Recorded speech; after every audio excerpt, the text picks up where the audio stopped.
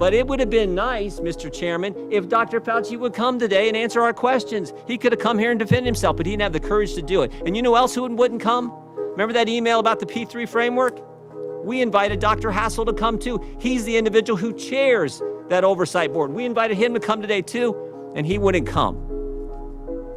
I'm convinced these guys knew right from the get-go what the truth was, and they misled the American people. Oh, here's the other thing.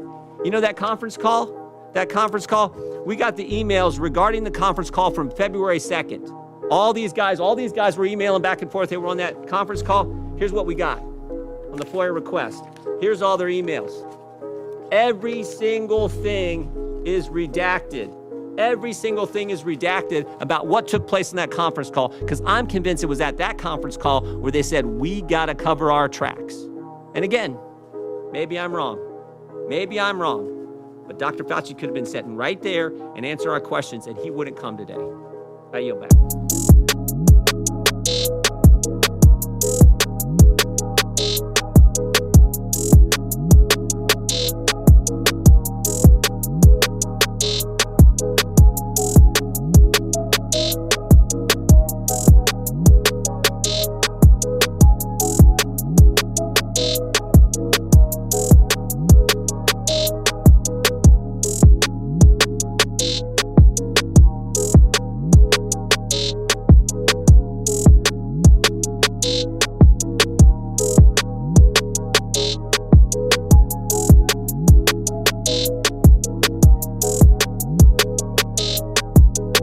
Friday, January 31st, 2020 at 10:32 p.m., Dr. Fauci gets an email from Christian Anderson. Christian Anderson's a British researcher who's received numerous grants from NIH. Two really important sentences are in that email.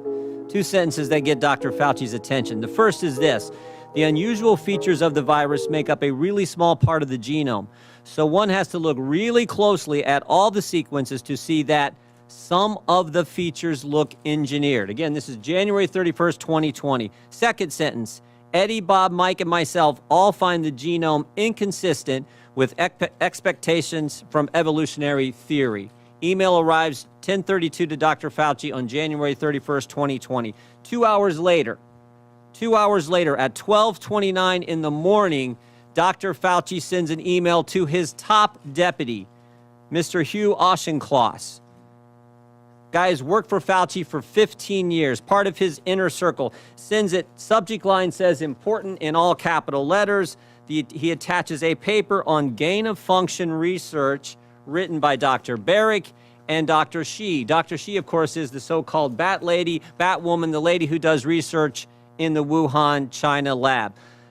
This email, Dr. Fauci says, again, to his top deputy, it is essential that we speak this AM.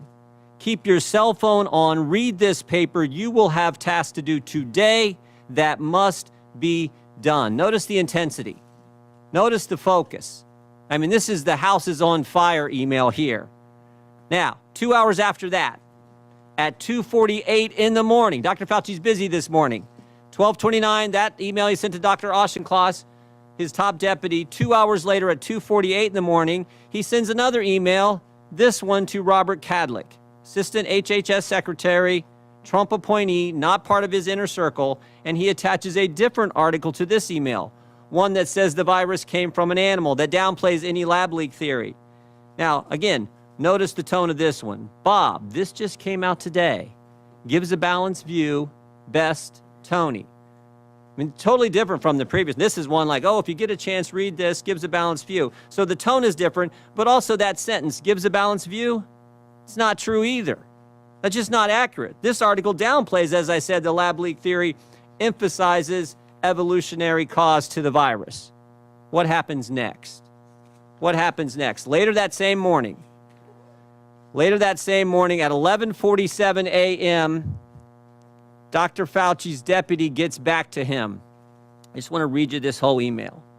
The paper you sent me, the one he sent him on, that was written by the virologist from Wuhan, China, and Dr. Baric, the paper you sent me says the experiments were performed before the gain-of-function pause, but have since been reviewed and approved by NIH.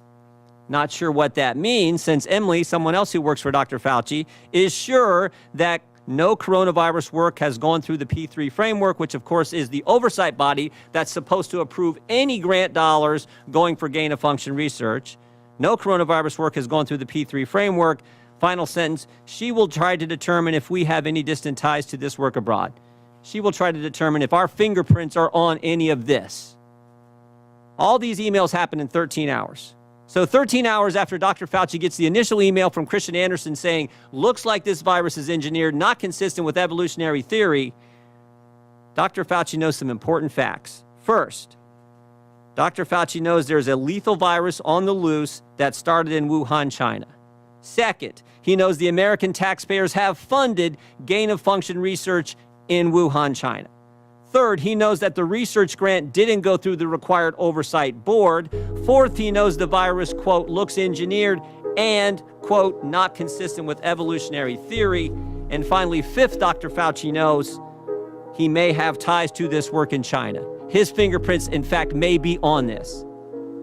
So what does Dr. Fauci do next? After he says, oh, whatever, what does he do next? He organizes a conference call for later that same day. I mean, this is the busiest 24 hours I think I've ever. He organizes a conference call, 12 people on the call. Dr. Fauci and 11 virologists from around the world. Virologists who've gotten millions of American tax dollars over the past several years. Now look at this list.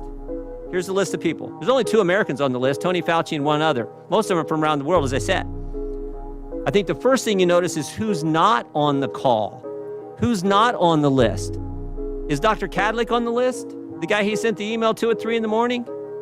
Is Dr. Redfield the head of CDC? Dr. Giroir, who's with us today, Assistant Secretary at HHS at the time? Dr. Birx, the lady who's soon to be COVID response coordinator? In fact, there's no one from the government on the call except Tony Fauci. Tony Fauci and 11 other individuals who got a bunch of American tax dollars over the years. What happened on the conference call?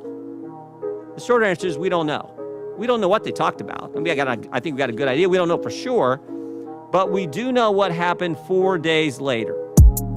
4 days later, February 4th, 2020, Christian Anderson, the guy who started it all, who said the virus looks engineered, Christian Anderson said this 4 days later. The crackpot theories going around at the moment relate to this virus being somehow engineered. That is demonstrably false, close quote. What? In 4 days, this guy went from this looks engineered to now that's demonstrably false. 4 days, he went from this isn't consistent with evolutionary theory. Now we know it's totally evolutionary.